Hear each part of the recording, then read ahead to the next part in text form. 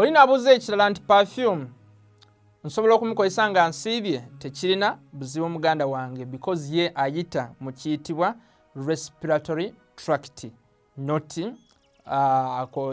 that passage ey'emmere n'ebyokunywa. N'olwekyo awo gundi perfume tayonoona kisiibo kyo.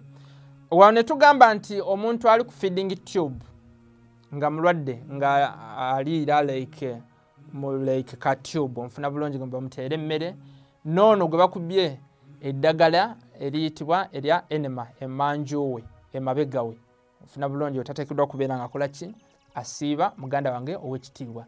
Naye tokozesa eddagala ery'amaaso oba lino lyokola oba lino lyoyisa ku nnyindo, tekitta kisiibo kyo muganda wange ow'ekitiibwa. Okukuba empiso eyo etazzaamu maanyi, okukuba empiso eyo etazzaamu maanyi, teyonoona kisiibo kyo.